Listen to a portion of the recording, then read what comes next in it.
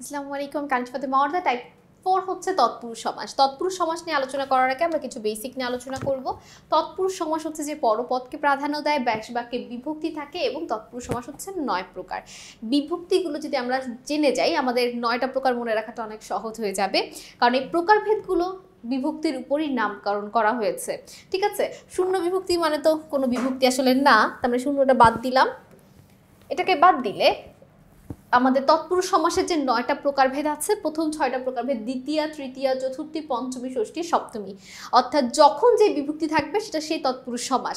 যেমন দ্বিতীয়া, যদি একটা ব্যাস বাক্যের মধ্যে আমি কে বা রে কে পাই সেটা দ্বিতীয়া তৎপুরুষ সমাস।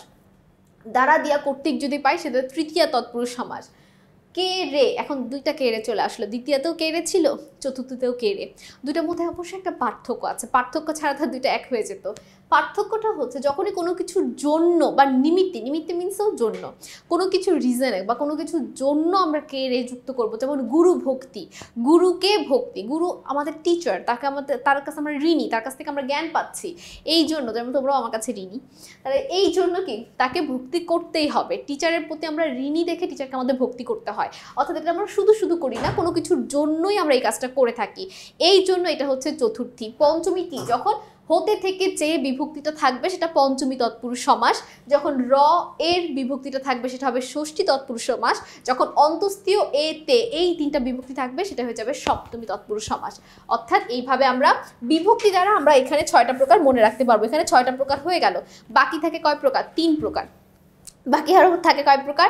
3 প্রকার। তো একটা হচ্ছে উপপদ তৎপুরুষ সমাস। কিছু তৎপুরুষ সমাস আছে যেগুলোতে তোমার কি হয়, যে তৎপুরুষ সমাসগুলোতে আমি মনে রাখার একটা ট্রিক্স বলে দেই, এইভাবে যদি এটা বইয়ে লেখা নাই বা বইয়ে এভাবে দেওয়া নাই, এটা জাস্ট আমি তোমাদের শেখানোর জন্য ট্রিক্সটা দিচ্ছি। সেটা হচ্ছে, আমরা ছোটো ক্লাসে এক কথায় প্রকাশ শিখে এসেছি না, মিথ্যা কথা বলে যে মিথ্যাবাদী, সত্য কথা বলে যে সত্যবাদী, জলে চড়ে যে জলচর, উভয় চরে যে উভচর, এই এক কথায় প্রকাশগুলো হচ্ছে উপপদ তৎপুরুষ সমাস, উপপদ। ঠিক আছে, আর বাকি থাকে 2টা। একটা হচ্ছে নয়, নয় মানে না বোধক তৎপুরুষ, যেমন বেয়াদব, আদব নেই যার, নেতিবাচক যে তৎপুরুষগুলো হয়ে থাকবে, নেগেটিভের দিকে যে তৎপুরুষগুলো যাবে, নয় তৎপুরুষ। আর একটা যা আছে সেটা হচ্ছে অলুক তৎপুরুষ সমাস। এই অলুকটা কিন্তু আমাদের দ্বন্দ্বেও ছিল, বিভক্তিযুক্ত ছিল। আর তৎপুরুষের যেহেতু অলরেডি আমাদের ব্যাস বাক্যে বিভক্তি থাকে, তাই অলুকের ক্ষেত্রে কি হবে, সমস্ত পদ এবং ব্যাস বাক্য উভয় জায়গায় বিভক্তি থাকবে। বাকিগুলোতে তো সমস্ত পদে বিভক্তি থাকে না, ব্যাস বাক্যে বিভক্তি থাকে। আর অলুক তৎপুরুষ যেটা এক সমস্ত পদে থাকবে সেটা আমার অ্যান্সার, ব্যাস বাক্য। যেমন গরুর গাড়ি, গরু শব্দের সাথে অলরেডি বয়শূন্যরা ষষ্ঠী তৎপুরুষ মানে ষষ্ঠী বিভক্তি আছে।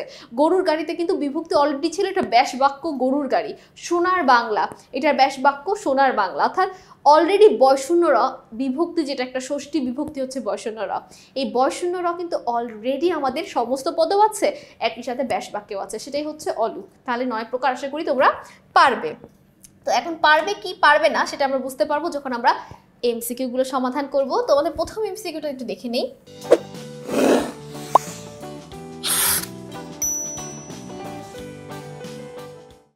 উপপদ তৎপুরুষ সমাস নিচের কোনটি? ঠিক আছে, 80 উত্তরটা কি? উপপদ তৎপুরুষ সমাসের উদাহরণ কোনটি?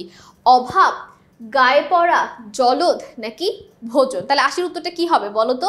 80 উত্তর হবে কি? 83 জলদ। বিপদ আপন্ন কোন তৎপুরুষ সমাস? বিপদ আপন্ন কোন তৎপুরুষ সমাস বলো তো? দ্বিতীয়া, তৃতীয়া, চতুর্থী নাকি পঞ্চমী? বিপদ আপন্নকে যদি আমরা ব্যাস বাক্যে বের করি সেটা হয় কি? বিপদকে আপন্ন, বিপদকে আপন করাকে বলে বিপদ আপন্ন। তাহলে এর উত্তরটা কি হবে বলো তো? কে আছে। আর বিপদকে তো আমরা কোনো কিছুর জন্য আপন করে নেই না, এটা অটোই আপন হয়ে যায়, তাই এটা দ্বিতীয়া।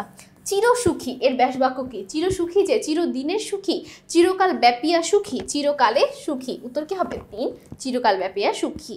দেখো 83তে বলা আছে কোনটি চতুর্থী তৎপুরুষ সমাস? হজ যাত্রা, হিরক্ষচিত, রাজপথ, বিশ্ববিখ্যাত। এর উত্তরটা কি হবে বলো তো? চতুর্থী। অর্থাৎ কে থাকবে? হজ যাত্রা, হজের জন্য যাত্রা, তাই না? তাহলে এটা জন্য আছে। বিভক্তি লোপ পাওয়া তৎপুরুষ সমাস উদাহরণ কোনটি? ছেলে ভুলানো, তেলে ভাজা, গরুর গাড়ি, হাতে কাটা। তাহলে দেখো বিভক্তি লোপ পেয়েছে যেটাতে, ছেলে ভুলানো। গ্রাম ছাড়া কোন সমাসের উদাহরণ? গ্রাম ছাড়া এটা হচ্ছে আমাদের কি? তৎপুরুষ সমাসের উদাহরণ। ঠিক আছে, উত্তর হচ্ছে 3, কারণ এটা টাইপই তৎপুরুষ। নিচের কোনটি তৎপুরুষ সমাসের উদাহরণ? অকাল মৃত্যু, আলু সিদ্ধ, গোলাপ ফুল, সেতার। এর উত্তরটা হবে অকাল মৃত্যু, অকালে মৃত্যু হয়েছে যার। উপপদ বিভক্তি লোপ পাওয়া তৎপুরুষ সমাসের উদাহরণ কোনটি? আমরা এটা জানি, এটার উত্তরটা আমরা একবার পেয়েছি, ছেলে ভুলানো। আচ্ছা ৮৮তে দেখো, রাজপথ কোন সমাস? তৎপুরুষ কর্মধারয় উপমান বহুব্রীহি, এটা হচ্ছে তৎপুরুষ সমাস।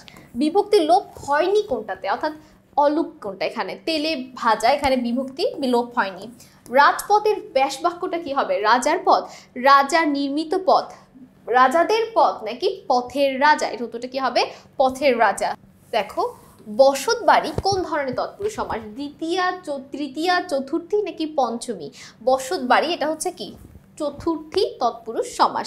জলচর কোন তৎপুরুষ সমাস? আমরা কিছুক্ষণ আগে জেনে এসেছি, যেটা এক কথায় প্রকাশ বোঝায়, ছোটকাল থেকে যেটাকে আমরা এক কথায় প্রকাশ হিসেবে জেনে এসেছি, সেটা হচ্ছে উপপদ। ঠিক একইভাবে পঙ্কজ কি? উপপদ তৎপুরুষ সমাস, কারণ এগুলো হচ্ছে কি আমাদের এক কথায় প্রকাশের মধ্যে পড়ে। ছোট ক্লাসে আমরা এক কথায় প্রকাশ শিখে এসেছি।